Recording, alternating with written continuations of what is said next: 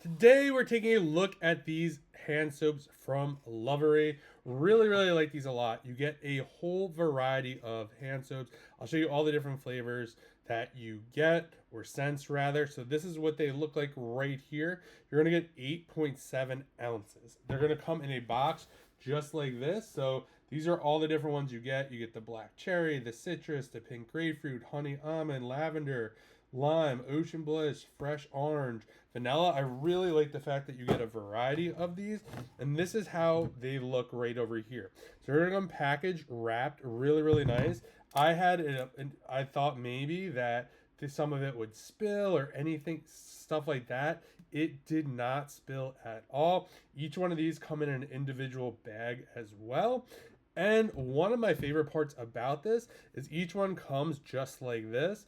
And to get them to work, you literally just turn it like that.